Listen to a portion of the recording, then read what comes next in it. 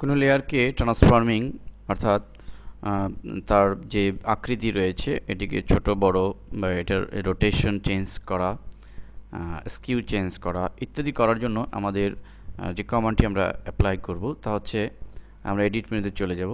এখান থেকে আমরা দেখতে পাচ্ছি ফ্রি ট্রান্সফর্ম নামে একটি অপশন রয়েছে, এটিতে ক্লিক করব, অথবা আমরা কন্ট্রোল টি কিবোর্ডের কমান্ড চেপে আমরা এটিকে সিলেক্ট করব প্রথমে। তো আমরা দেখতে পাচ্ছি যে ইমেজটির সিলেক্ট হয়েছে, এর চারপাশে ছোট ছোট বক্স আমরা দেখতে পাচ্ছি।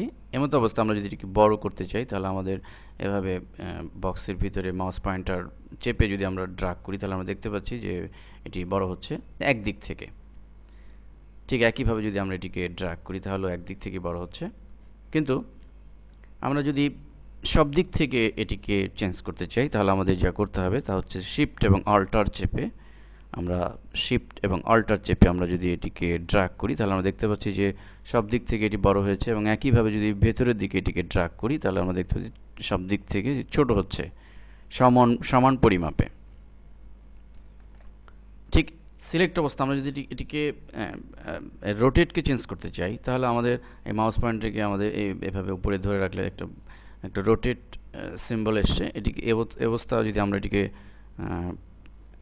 এটিকে বাঁকা করি ড্র্যাগ করে তাহলে আমরা দেখতে পাচ্ছি ছবিটিও বাঁকা হয়ে অর্থাৎ রোটেট হয়ে এটি চেঞ্জ হচ্ছে। এরপর আমরা যদি এন্টার চাপি তাহলে আমাদের ইমেজটি রোটেশন হয়ে এটি আমাদের সামনে আসবে। ঠিক একই প্রক্রিয়ায় আমরা পুনরায় কন্ট্রোল টি চেপে আমরা যদি এই ডিজাইনটিকে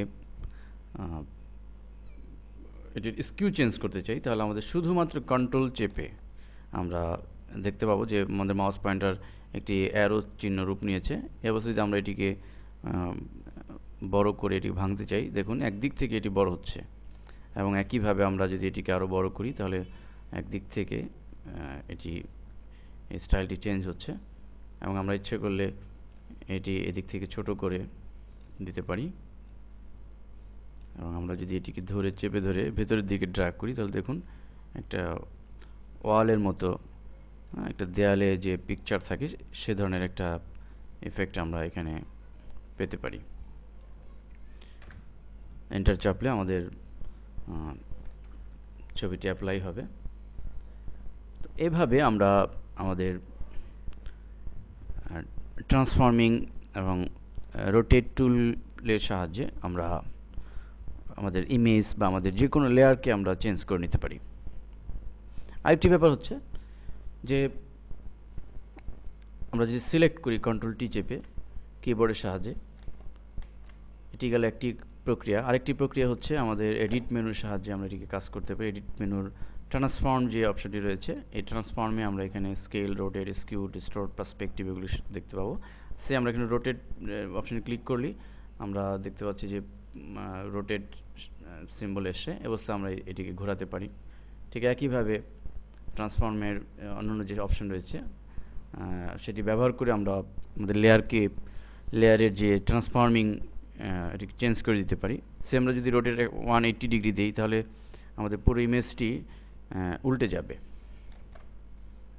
একইভাবে আমরা যদি ট্রান্সফর্মে গিয়ে এটিকে 90 ডিগ্রি দিয়ে দিই তাহলে আমরা দেখতে পাচ্ছি এটি 90 ডিগ্রি অ্যাঙ্গেলে রোটেট হয়েছে, এবং ফ্লিপ হরিজেন্টাল নির্বাচন করলে আমাদের ইমেজটি হরিজেন্টালি এটি ফ্লিপ হবে,